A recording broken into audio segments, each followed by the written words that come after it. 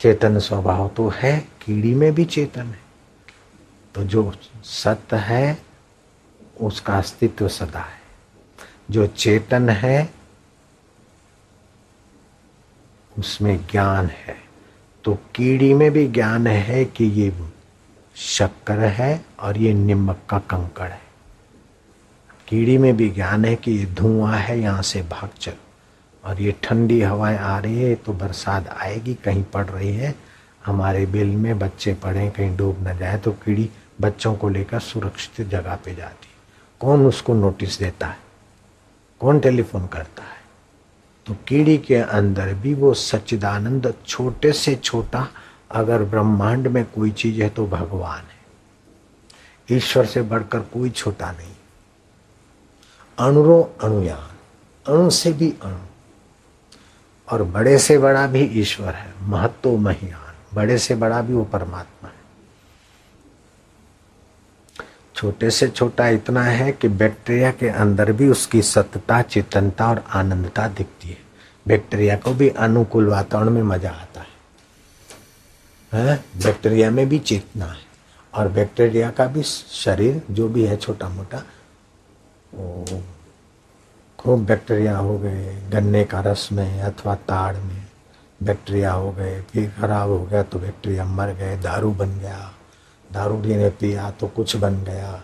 वो कुछ भी कुछ न कुछ अस्तित्व उसका मौजूद रहेगा।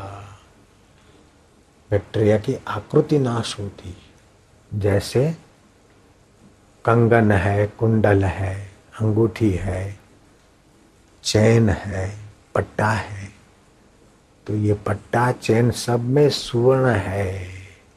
यह है पना सुवर्ण का है, बाकी नाम सुवर्ण के आधार पर रखे गए। तो जब सुनार देखता है तो सोने को देखता है। एक को हुआ कि चलो भगवान की दया हुई, तेल में कमाई हुई है, चलो ठाकुर जी की मूर्ति सोने की बना ले, और तेल में आ गई तेजी, तो महाराज उसने लाखों रुपए और कमा लिए। तो बोले राम जी की मूर्ति तो लाए हैं, लेकिन सेवक के बिना स्वामी की मूर्ति, तो चलो सरकार का सेवक भी ले आए, तो हनुमान जी को भी ले आए। अब कुछ तेजी मंदी में घाटा पड़ गया, तो राम जी को भी उठाया और हनुमान जी को भी उठाया, रखा थैली में, और माणिक चौक बेचने गया। तो बोला कि भाई हनुमान जी के तो आपको हम 8,000 दे सकते, और राम जी के 2,000 मिलेंगे। बोले पागल हुए हो? राम जी भगवान है, स्वामी है, और हनुमान जी सेवक है। बोले हनुमान आप ले जाओ और राम जी भी आप ले जाओ, इतने वजन का सोना उनमें से दे दो, इतने वजन का हनुमान जी का सोना हमको दे दो, बाकी हनुमान जी तुम ले जाना।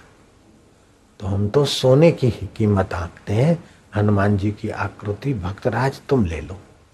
तो सोनार की नजर सोने पर है। ऐसे ही हिंदू संस्कृति के वेद शास्त्रों की और धर्म की नजर है उस पर ब्रह्म परमात्मा पर। तो सभी को पर ब्रह्म परमात्मा का, सत्ता का, चेतनता का, आनंदता का ज्ञान हो, इसीलिए सारे कर्म कांड विधि विधान है। बच्चे के पुंस संस्कार से लेकर, गर्भ में बच्चा है तब से लेकर मृत्यु के 16वें संस्कार तक हमारी व्यवस्था ये है कि आपके अंदर छुपे हुए परमात्मा के सत्ता को, चेतनता को, आनंदता को पाकर आप निर्दुख हो जाएं, रसमय हो जाएं, सुखमय हो जाएं, आनंदमय हो जाएं।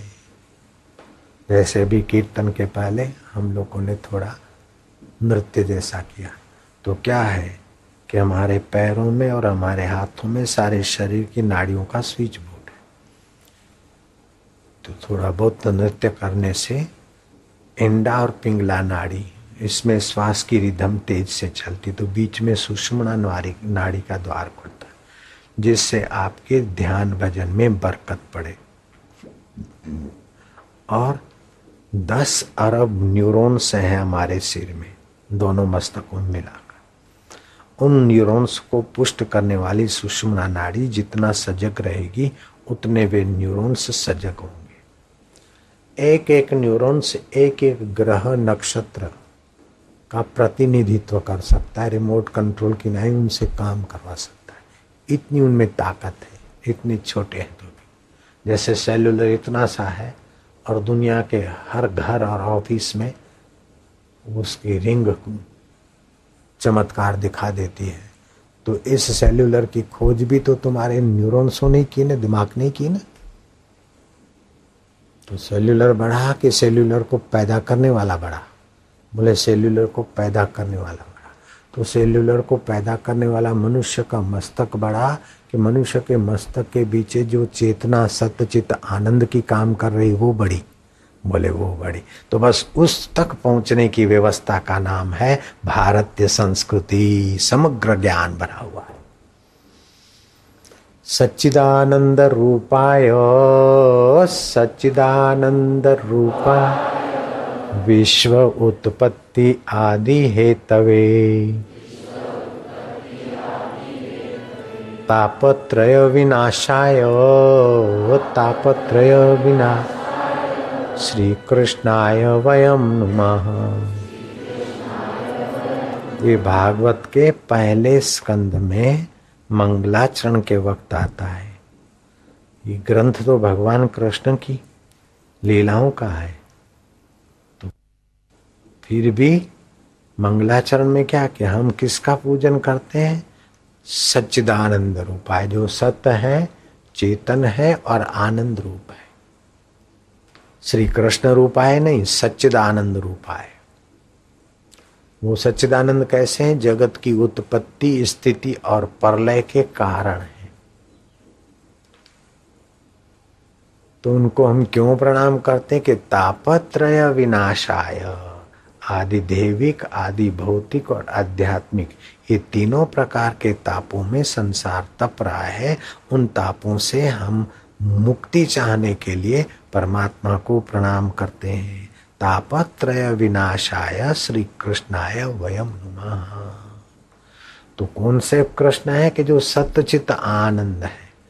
कृष्ण का वास्तविक श्री कृष्ण नंद यशोदा के घर आए, वसुदेव देवकी के घर आए, उसके बाद में हम लोग कृष्ण कृष्ण करते हैं, ऐसी बात नहीं।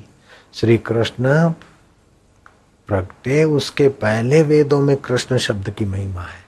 जो सबको कर्षित करते, आकर्षित कर दे, आनंदित कर दे, उसे कृष्ण कहते हैं। तो वही सच्चिदानंद सबको आकर्षित करते, सबको आनंदित करते और सबके कर्मों के नियामक हैं और प्रेरणादाता है और फलदाता है। आप छुप कर भी कुछ निर्दोष पक्षियों को पकड़ के कमरे में ले जाओ अथवा कीड़े मकोड़ों को, और कोई नहीं देखता, और कीड़े मकोड़े आप पर कोई केस भी नहीं कर सकते, और आप उनको अपने हाथ से कुचलो, तो देखो आपके हृदय में नालत कौन बरसाता है, अशांति और खिन्नता कौन देता है। और कोई नहीं देखे और उनको आपने कुछ खाने की मधुर वस्तु दी, तो हृदय में शांति, प्रसन्नता और अच्छाई का फल कौन देता है? वही सच्चिदानंद देता है। तो हिंदू की पूजा में मूर्ति पूजकों को जो बेवकूफ मानते हैं अथवा अनेक देवता को मानने वाले हिंदू लोग ऐसे हैं वैसे हैं, उन विचारों को पता ही नहीं कि तुम्हारा तो क्या, तुम्हारे पुरखों का भी जन्म नहीं हुआ था, उनके पहले तुम्हारे कल्चर का जन्म नहीं हुआ था, उनके पहले ही हिंदुओं ने जड़ में से भी भगवान को प्रकट किया और चेतन गुरु में से और माता पिता में से भी ईश्वर के आशीर्वाद को और बातचीत को प्रकट किया। यहाँ तक कि ऋषभ से भी ईश्वर के प्रागट्य का वर्णन आता है उपनिषदों में। शिष्य ने प्रार्थना की कि गुरुदेव मुझे भगवान का दर्शन करना है, जो सृष्टि की उत्पत्ति स्थिति प्रलय का कारण है, मुझे ब्रह्म ज्ञान चाहिए।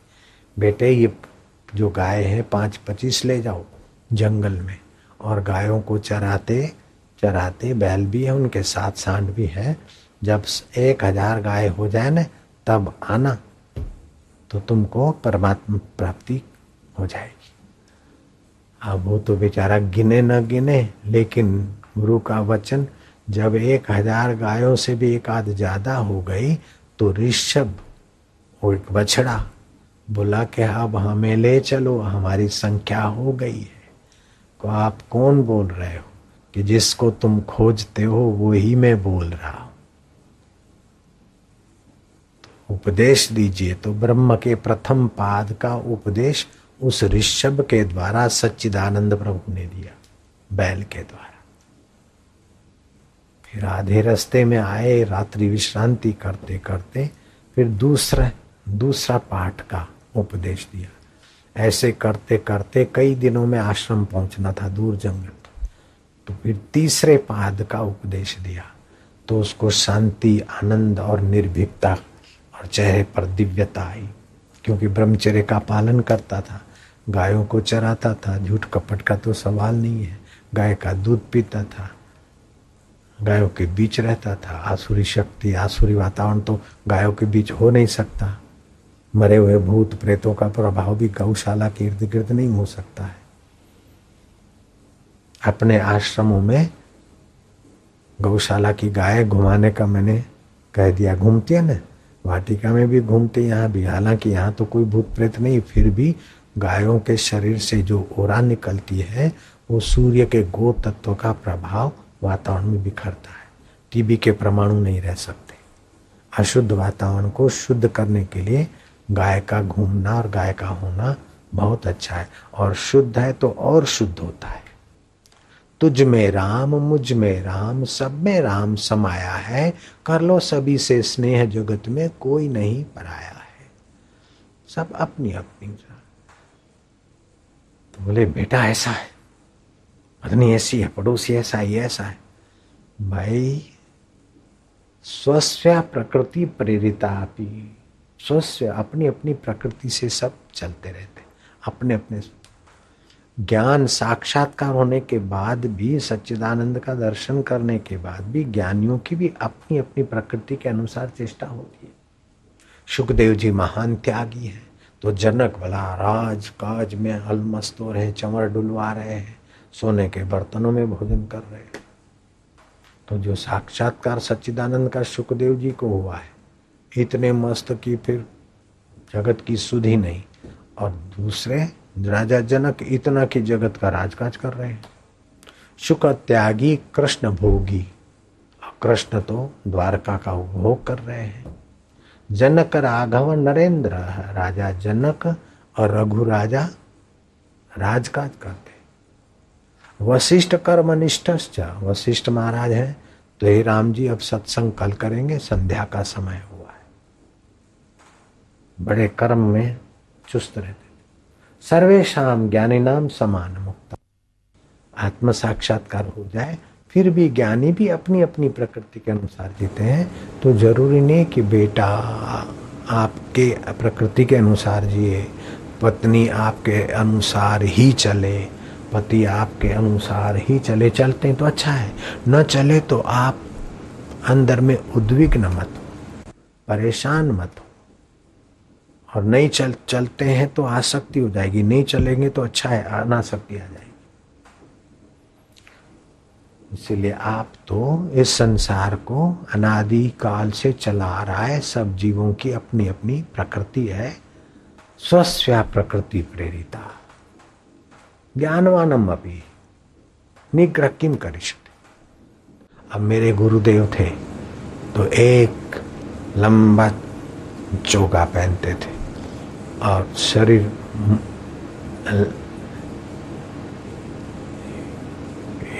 मतलब सिर के बाल मुंडन रखते थे, दाढ़ी साफ रखते थे और यहाँ कपड़ा पहनते थे। लेकिन मेरी प्रकृति ऐसी नहीं है, मैं तो दाढ़ी रखता हूँ।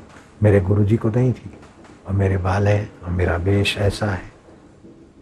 तो विवेकानंद का वेशभूषा और व्यवहार अलग है, रामकृष्ण का अलग है। तत्व ज्ञान में जो गुरुजी को प्रसाद मिला है वही शिष्य को मिला, लेकिन व्यवहार में तो रमण महर्षि अलग ढंग से जीते, रामकृष्ण अलग ढंग से, बुद्ध और महावीर अलग ढंग से जीते।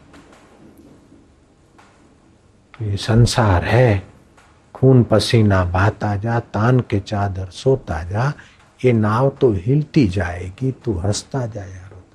तो ऐसी बातों को कभी याद न करो जिससे दुख और वही मनुष्य पैदा हो गया, अरे ऐसा है, मेरा ये हो गया, ये वो हो गया, वो हो गया। इसी का नाम तो दुनिया है।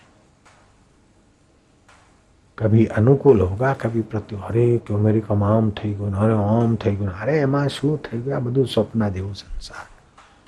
इनका चिंतन न करो, इनकी गहराई में जो सच्चिदानंद बैठा है उसका चिंतन करो। ये गहना ऐसा, ये गहना ऐसा, गहने तो ठीक, लेकिन इसके भीतर जो सोना है उस पर नजर रखो। ये बड़ा तरंग, ये छोटा तरंग, ये ऐसा है, ये झाग है, ये बुलबुला है, लेकिन सब पानी का ही खेल है। ऐसे ही सब मेरे सच्चिदानंद का खेल है, तो मन जल्दी ब्रह्म परमात्मा में आएगा। यत्र यत्र मनो जाति तत्र तत्र समाधि। जहां जहां मन जाए वहां वहां सच्चिदानंद का ज्ञान रख दो, समाधान, समाधि हो जाएगी। क्या करें, हम भजन करते ना, एक गाय हम बारती है, तो गाय की गहराई में चेतनता किसकी है? इसी के जो माला घुमा रहा है वो प्रभु। जरा माला करने बैठे हो, दरवाजा खटखटाता है, कैसे लोग हैं। मैं तो भजन करती हूँ और ये टीवी जोर से चला रहे, तो टीवी चलाकर राजसी सुख ले रहे हैं, लेकिन तुझे ही खोज रहे हैं। और मैं माला घुमाकर सात्विक सुख लेना चाहता हूँ, तुझे ही खोज रहा हूँ है। तो टीवी का विक्षेप भी भक्ति में बदल सकता है। वो टीवी चलाकर भी तुझे खोज रहे हैं आनंद को, और मैं माला घुमाकर भी तुझे खोज रहा हूँ। वो खोजते खोजते नीचे जा रहा है और मैं खोजते खोजते तेरे तरफ आ रहा हूँ। प्रभु तेरी कृपा है।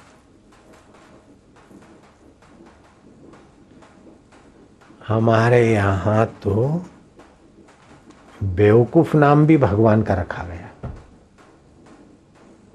जयराम जी की महात्मा जब बोलते हैं अरे बेवकूफ, तो भक्त बुरा नहीं मानते। विष्णु सहस्त्र नाम में आया अज्ञ। भगवान सुज्ञ भी हैं, अज्ञ भी हैं, सब जानने वाले भी हैं और न जानने वाले भी भगवान ही हैं। बेवकूफ में भी वही सच्चिदानंद है। कितनी ऊंची बात बता दी। सुवर वरहा अवतार में भी भगवान है, हयग्रीव घोड़े के अवतार में भी भगवान है। और मंदिर में जाते ना तो कछुआ मिलता है, पहले उसको प्रणाम करो। शिव जी के मंदिर में जाओ तो बैल मिलता है, तो पशुपति ही, पशुओं में भी वो सच्चिदानंद है। जीव जंतु में मत्स्य अवतार, वराह अवतार, हयग्रीव अवतार, नरसी अवतार। तो ऐसे घर में कि है नंद गोपाल का, बाल गोपाल का अवतरण हुआ है, तो ठीक बात है।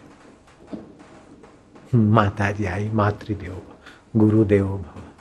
नामदेव ने तो कुत्ते में भी सच्चिदानंद का दर्शन कर लिया और भूत में भी सच्चिदानंद का दृढ़ भाव किया, तो वहां से भगवान के दर्शन हो गए। एक संध्या को नामदेव जी जा रहे थे, कोई बड़ी इमली का पेड़ था, उसमें भूतड़ा रहता था। भूत ने देखा कि छोरा आ रहा है, इसको जरा डराए। तो जो डरता है उसमें फिर भूत घुसना आसानी हो जाता है भूत को, और फिर अपनी वासना के अनुसार भोग भोगता है भूत। तो एक बड़ा लंबा चौड़ा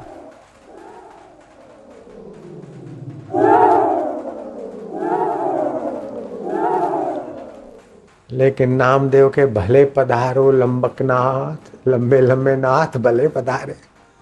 धरती पे चरण आकाश लो मात, योजन भर के लंबे हाथ, भले पधारो लंबकनाथ। सुर सनकादि गुण तुम्हारे गाए, नामदेव को करो सनाथ, भले पधारो लंबकनाथ। अब वो सच्चिदानंद ने कहा कि तो भूतड़े में भी मुझे देखता है। तो भूतड़ा गायब हो गया और सच्चिदानंद भगवान नारायण प्रकट हो गए। साधु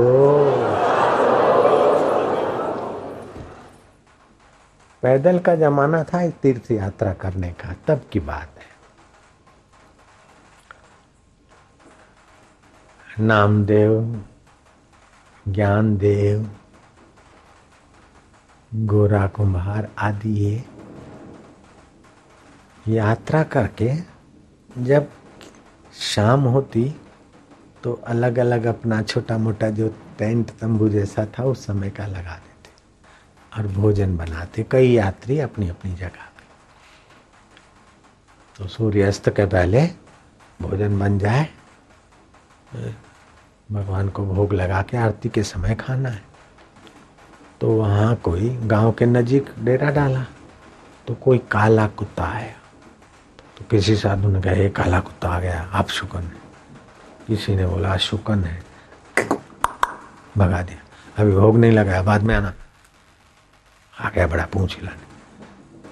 लेकिन नामदेव ने जो बाजरी की रोटी बनाकर खड़ी कर रखी थी लोटे के सहारे, और अंदर गया कटोरी लेने घी की, तो इतने में कुत्ते ने वो रोटी उठाई और कुत्ता तो चल पड़ा। नामदेव ने देखा रोटी, ओ ये शाम, मेरा शाम इस रूप में आया। ओ रुक जा, हो घी के बिना खाएगा तो पेट में दुखेगा। रोटी मेरी कौन है, हो रोटी मुझी केर व्यो चुराए, केर व्यो चुराए, बिना भोग लगाए, बिना भोग। बनल रोटी खाओ मुरारी, घी मखे दियई गिरधारी, एडो की न सताए, खणी खोले बुधाए।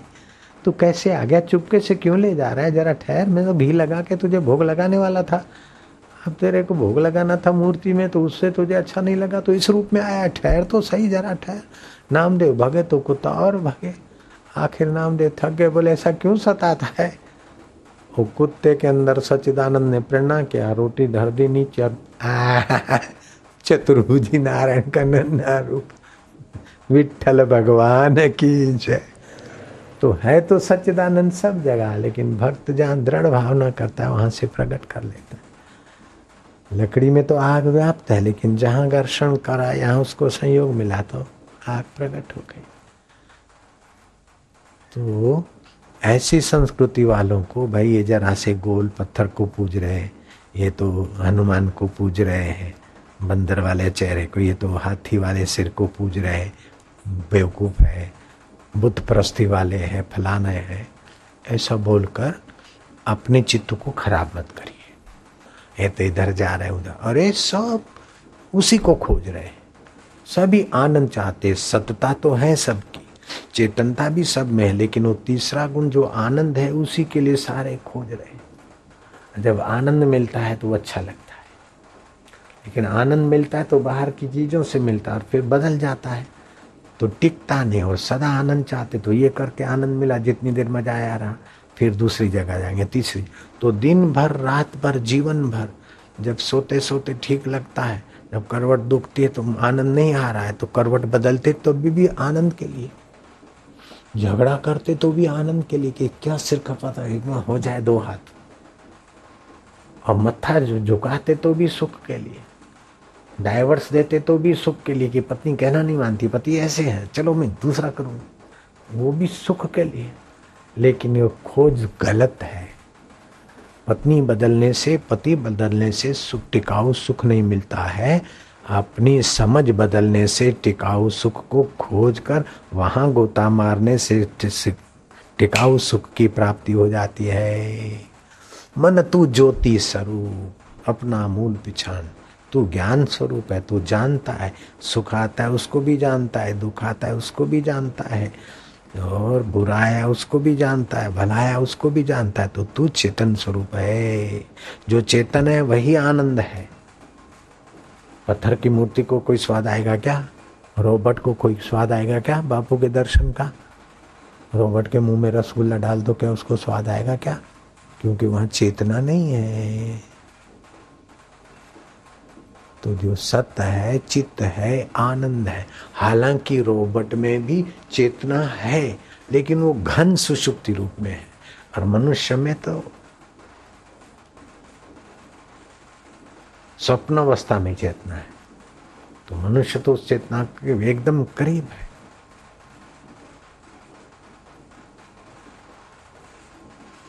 जब पत्थर में भी घन सुषुप्ति परमात्मा की है, तो पत्थर की मूर्ति में अगर कोई भगवत बुद्धि करता है तो उसकी भगवत भावना यहाँ स्वप्न अवस्था में जो चेतना है वहाँ, तो तो पत्थर की मूर्ति देर सबेर ओरा पाकर वो बातचीत कर सकती है, चल सकती है, दूध पी सकती है।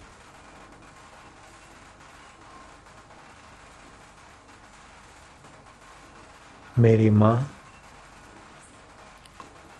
कोई किसी का कोई बेटा खो गया हो, कोई गहने खो गए हो, कोई मुसीबत आ गई हो, तो मेरी माँ के पास आते।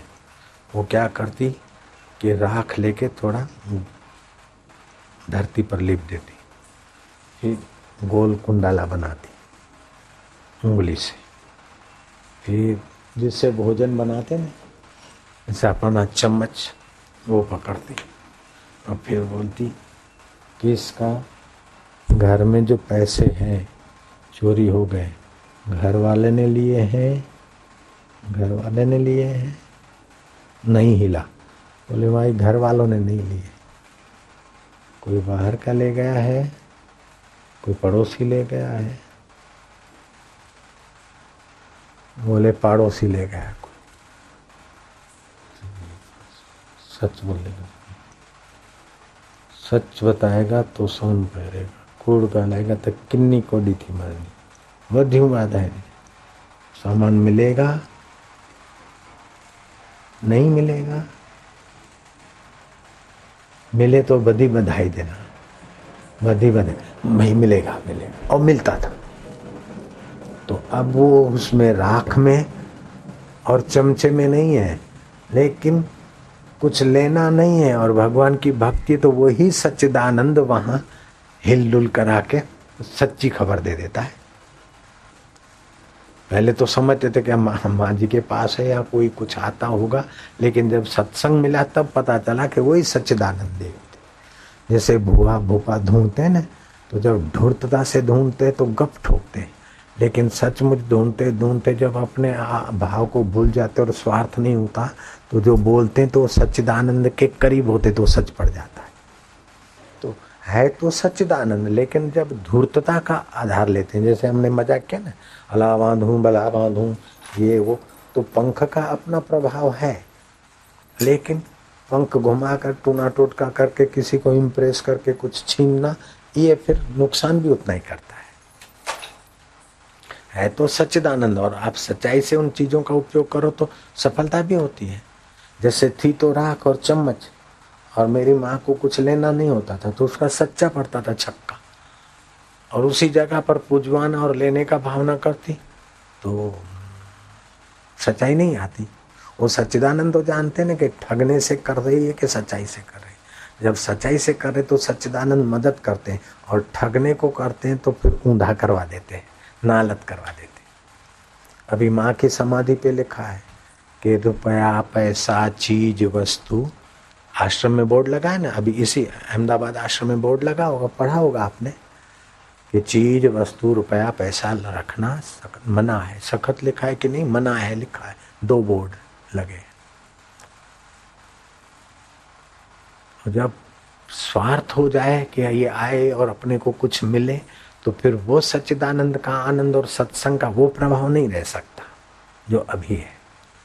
तो सत्संग में अगर कुछ प्रभाव है या अच्छाई है या आपकी भलाई होती है, तो इसमें मेरा कुछ नहीं है। उसी सच्चिदानंद रूपाय, सच्चिदानंद रूप विश्व उत्पत्ति आदि हेतवे,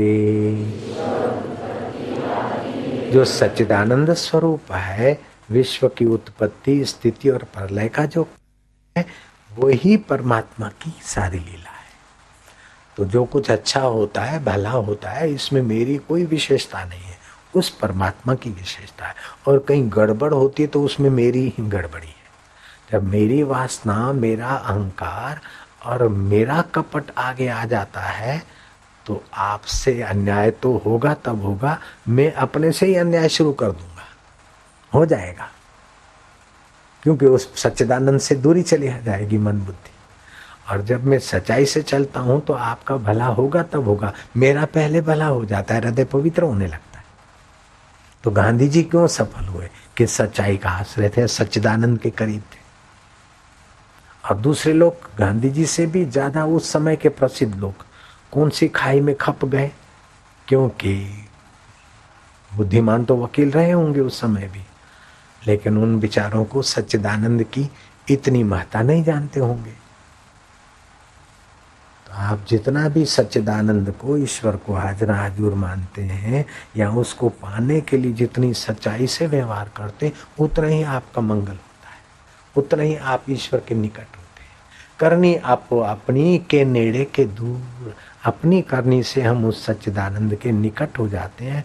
और अपनी गंदी इच्छाएं वासनाएं, इसको इतने मिलियन हो गया तो मैं भी कमाऊं, ये खाया तो मैं भी करूं, तो ऐसे निगुरे लोगों की नकल करेगा तो पतन होना पक्का है। और महापुरुषों की, बुद्ध पुरुषों की, भक्तों की और ज्ञानियों की नकल करेगा तो बेड़ा पार होना पक्का है। ओ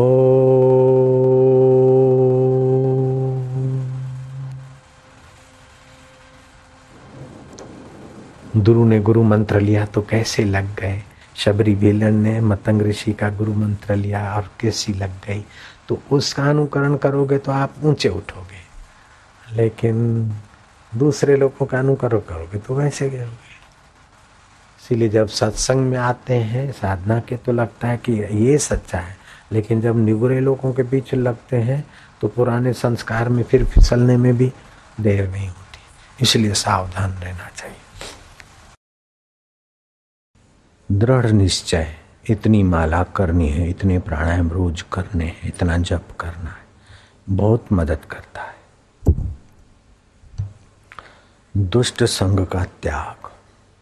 दुष्ट संकल्प आए तो हे प्रभु, नाथ, ओम, हरि, भगवान के नामों का उच्चारण।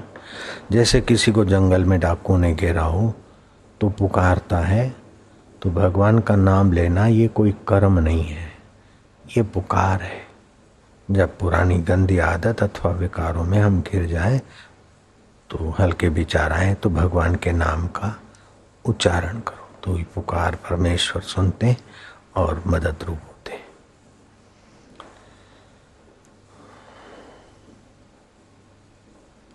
भगवान के भजन का नियम पक्का करो। जैसे टाइम नहीं मिलता फिर भी रोटी खा लेते हैं, पानी पी लेते हैं, स्नान कर लेते हैं, ऐसे ही भगवान के जप का, ध्यान का आग्रह रखना चाहिए।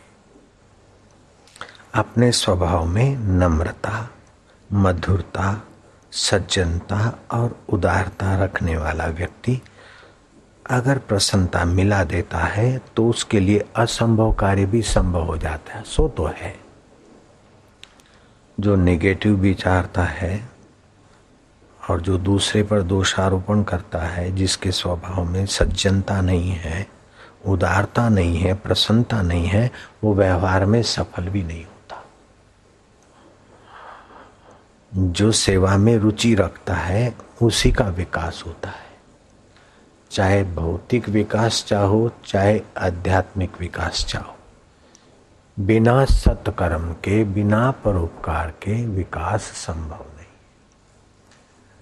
पृथ्वी हजार हजार हाथों से लेती है लेकिन लाख लाख हाथों से देती है। मेघ सागर से लेता है और मधुर बनाकर देता है। ऐसे ही आप समाज से जो कुछ लेते हैं उसको मधुमय बनाकर समाज रूपी ईश्वर की सेवा में दें तो आपका विकास होता जाएगा। जब संग्रह और अपने लिए सोचकर व्यवहार करते, वे छोटे दायरे में खप के मर जाते। क्या हमारा क्या मतलब, हमारा उससे क्या लेना। नहीं, ये सारा संसार एक अंग है अपना। जैसे अंगूठा बिगड़ जाए तभी भी अपना है, और उंगली बिगड़े तो भी अपना है, नाक बिगड़े तो भी अपना है, कान बिगड़े तो भी अपना है, क्योंकि शरीर के सब अवयव मिलकर एक शरीर है। ऐसे ही पूरा समाज रूपी शरीर मानवता का है। जितना हो सके अपने स्वार्थ का त्याग करके भगवत प्रीति अर्थ कर्म करने से सुख की लालच और दुख का भय कम होने लगता है। जितने सुख की लालच और दुख का भय घटता है उतना ही आदमी निर्विकार नारायण के करीब होता है। वेद का एक उत्तम मंत्र है कठवल्ली का, ये सुनने से भी बड़ा पुण्य माना जाता है। सर्वे वेदा यत पदम आमवंती तपस्वी सर्वाणि च यद चंती यदि छंतो ब्रह्मचर्य चरंती तत्ते पदम संग्रहण ब्रवीयों मित्येतत्। सारे वेद जिस पद का प्रतिपादन करते हैं, समस्त तपों का भी जिसकी प्राप्ति के लिए वर्णन करते हैं, जिसकी प्राप्ति की इच्छा से ही ब्रह्मचर्य व्रत का आचरण मुमुक्षु लोग करते हैं, उसी पद को तुम्हारे प्रति संक्षेप से मैं कहता हूं। वो कौन सा पद है? ओम। ओम यही वह पद है, अर्थात सारी सृष्टियां, सृष्टि की उत्पत्ति, स्थिति और प्रलय जिस सच्चिदानंद ब्रह्म परमात्मा से होती है, उसका स्वाभाविक सहज नाम है ओम। हिंदू जब उपासना करता है शालिग्राम की, तो गोल सुपारी जैसे पत्थर में तेरी पूजा करता हूं ये नहीं बोलता। वो तो भगवान आदि नारायण समझ के पूजता है। माँ को पूजता है, चाहे चतुर्भुजी को पूजता है, गजानंद को पूजता है, चाहे पिता को पूजता है, लेकिन पिता में भी उस परमेश्वर देव की भावना करता है। मातृदेवो भव, पितृदेवो भव, आचार्य देवो भव, अतिथि देवो भव। आचार्य अलग है, माँ अलग है, लेकिन अलग अलग में अन अलग एक परमेश्वर ही है। गणपति की मूर्ति और शिव जी की मूर्ति, शालिग्राम की मूर्ति और अम्बे माँ की मूर्ति अलग अलग है, लेकिन वे सभी अलग अलग पूजक उस एक परमेश्वर की पूजा करते हैं। सर्वे वेदा यत पदम, राजा राज भोग कर ऐश करके निसारता का कुछ पुण्य प्रभाव से जब ज्ञान पाते थे, तो सब कुछ छोड़कर इसी आत्म सुख की यात्रा के लिए गुरुओं के दरवाजे पर झाड़ू बुहारी करना पसंद करते थे। तभी इसी परमेश्वर के सुख को पाने के लिए तप करते हैं। महापुरुष सिद्धार्थ और महावीर और बुद्ध और कबीर और नानक जी भी इसी पद के लिए सब कुछ छोड़कर चल पड़े थे। तो सब में जो एक है, उस एक परमेश्वर की उपासना करते हैं, और उस एक परमेश्वर में का कोई नाम नहीं, सभी नाम उसी की सत्ता से पूरते हैं। इसलिए सभी नाम उसके हैं। माँ करके उसको पूजा जा सकता है, जगदम्बे माँ, और कृष्ण करके उसे पूजा जा सकता है, गोविंद करके भी उसे बुलाया जा सकता है, गोपाल गिरधारी अच्युत केशव माधव, बेकार करके भी उसको पूजा जा सकता है। तो बेकारों में भी तेरी सत्ता है। अनभिघ्न, आप अनजान हैं, अर्थात अनजानों में भी आप ही हैं। तो इस प्रकार बुद्धिमानों में आप ही हैं और बुद्धिहीनों में भी आपकी सत्ता है।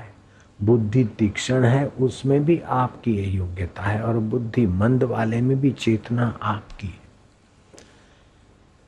कीड़ी में जो अपने बच्चों को ठीक जगह ले जाने की चेतना है, वो भी प्रभु तुम्हारी, और ब्रह्मा जी में सृष्टि बनाने का जो ज्ञान और सामर्थ्य, वो भी तुम्हारा है। माँ के शरीर में अन्न में से दूध बनाने की सत्ता भी तुम्हारी है, और बच्चे में सकुर सकुर करके स्तनपान करने की मति गति भी तुम्हारी सत्ता है। तू बाल गोपाल होकर बैठा है और तू माँ होकर पैपान कराता है। तू पतियों में पति तू ही है, स्त्रियों में लक्ष्मी रूपा तू ही है, माताओं में मातृशक्ति तू ही है, और गुरुओं में गुरुत्व तेरा ही है। इस प्रकार सभी में उस ईश्वर की सत्ता, स्फूर्ति और चेतना समझकर जो उपासना करता है, उसे जल्दी परमात्मा पद ओम, जैसे ओमकार सारे मंत्रों का सार है। ओम बोला मतलब हो गया बात। ओम माना अलग, ओम माना साधु। जैसे साधु बोलते तो साधु अक्षर में भी बहुत सारी मानाएं आ जाती, इससे भी ज्यादा ओम में बहुत सारे भाव आ जाते। तो उस ओम पद को मैं कहता हूं कठवली में आया, पहला अध्याय वल्ली दूसरी और मंत्र 15वां। ये सर्वे वेदा, तुम्हारे जन्म से पुंस संस्कार, माँ के गर्भ में होते तभी संस्कार किए जाते, छठी के संस्कार होते, मंगनी के संस्कार होते, शादी के संस्कार होते। इस प्रकार मृत्यु के समय जो संस्कार होते वो 16वें संस्कार। तो ये सारे संस्कार इस जीव को परम पद पाने के लिए सहायता रूप होते हैं। शादी में फेरे फिरते तो क्यों, ऐसे भी तो शादी हो जाती है। नहीं, फेरे फिरते हैं, पहले 4 कदम 4 फेरे आगे वर चलता है, फिर 3 फेरे कन्या चलती है। तो ये सब कैसी विधि है कि वर नारायण रूप है और कन्या लक्ष्मी रूप है। तो वर के अंदर जो नर नारी कायन है वो बैठा है और कन्या के अंदर जो चैतन्य लक्ष्मी स्वरूपा बैठी है। तो संसार में शादी विवाह करके कुत्ते कुत्तियों की नाई जिंदगी नहीं बिताना है, अपितु अपने मनुष्य जीवन को लक्ष्मी नारायण की नाई परम पद में पहुंचाना है। ऐसे बालकों में ये मेरा बच्चा है नहीं, ये गोपाल कृष्ण है। तो इस प्रकार की जो भगवत बुद्धि है, भगवत भावना है, ऋग्वेद कहता है एकम संतम बहुधा कल्पयंती, वो एक ही परमात्मा सत्ता है और बहुत सारी उसमें कल्पना होती है।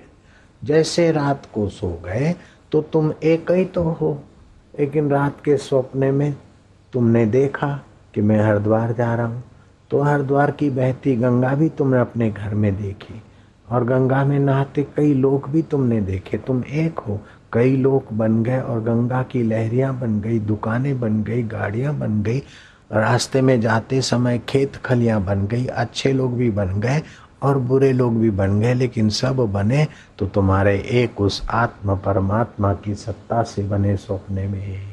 जैसे स्वप्ने में तुम्हारा एक ही आत्मदेव अनेक रूप बन गया, ऐसे ही जागृत में भी वो एक ही परमेश्वर अनेक रूपों में लीला करता दिख रहा है।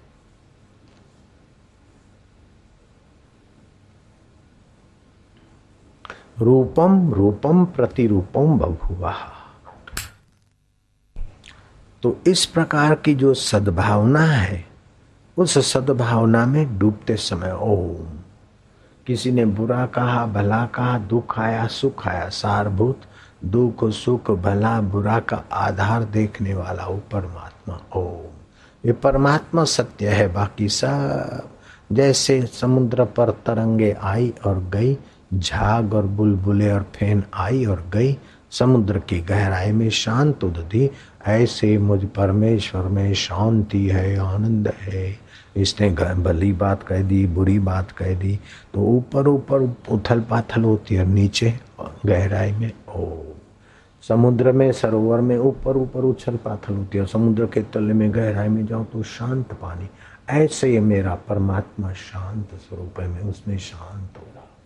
जब मृत्यु आती हो और डॉक्टर बोले अब नहीं हो सकता है, तुम मर जाओगे, तब भी आप ये सोचो कि ओम, जो मरता है वो मैं नहीं होता हूँ, जो मरता है ये शरीर मरेगा, जो दुखी होगा वो मन दुखी होता है, बीमार होता है तन, मैं तो वही ओम पद परमात्मा पद में। मृत्यु मेरी नहीं हो रही है, तो आप मौत के समय भी मुक्ति के धनी बन जाओगे। दुख आ जाए तो दुख मन को हो रहा है ओम ओम, दुख के समय भी आप दुख से न्यारे हो जाओगे। जैसे जंगल में आग लगती है तो सियाने पशु सरोवर में खड़े हो जाते, तो जंगल की आग उनको कुछ नहीं कर सकती। ऐसे जब भी तुम्हारे जीवन में रोग आए, बीमारी आए, दुख आए, अशांति आए, चिंता आए, ओम परमेश्वर आए, ये आने जाने वाले और मेरा परमात्मा रहने वाला।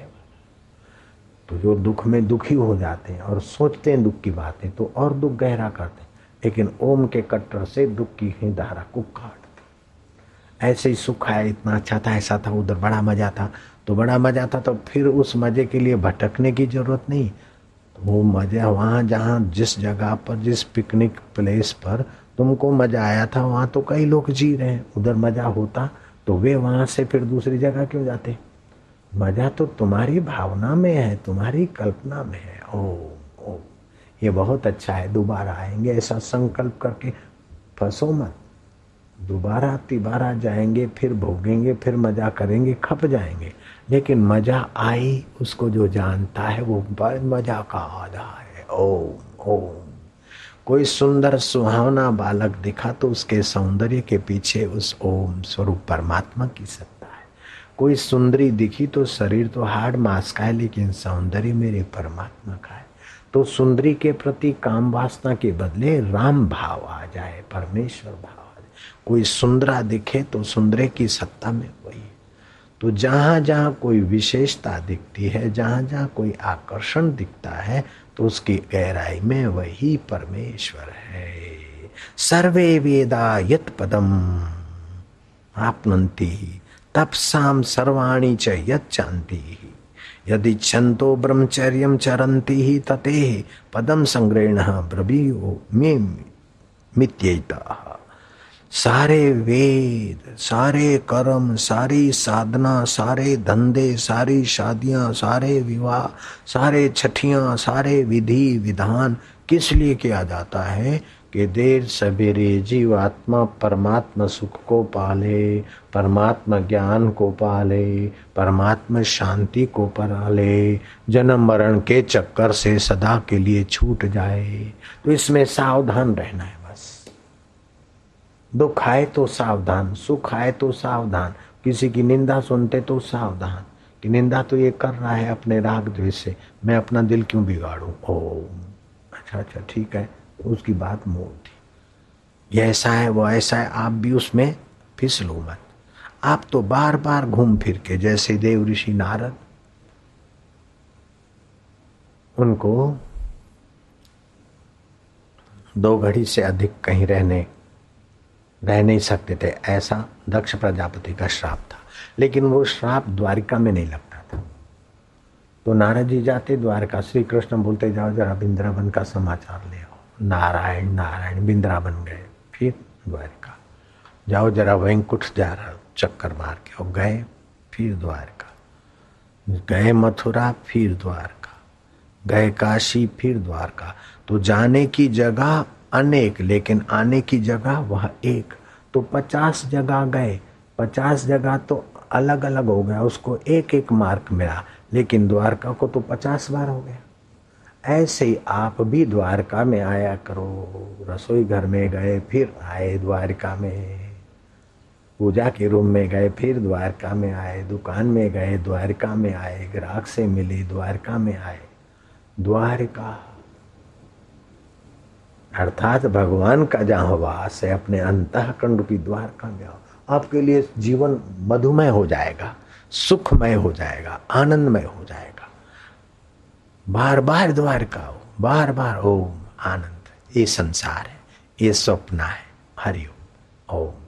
बार बार उस परमेश्वर के चिंतन का अभ्यास डालने से आपका चित्त भगवत सुख से, भगवत ज्ञान से, भगवत शांति से तो संपन्न होगा। और जो शांति से संपन्न होने लगेगा तो आप में शक्ति आ जाएगी। ऐसा कोई त्रिलोकी में सामर्थ्य नहीं जो शांति से पैदा न होता हो। परमात्मा शांति सामर्थ्य की जननी है। अशांतस्य कुतः सुखम, अशांत को सुख कहाँ, और परमात्मा शांत को दुख कहाँ। तो परमात्मा शांति बढ़ाना ही बुद्धिमानी है, परमात्मा सुख बढ़ाना ही बुद्धिमानी है, परमात्मा प्रीति बढ़ाना ही बुद्धिमानी है। ओम ओम हरि ओम, ओम ओम शांति ओम ओम।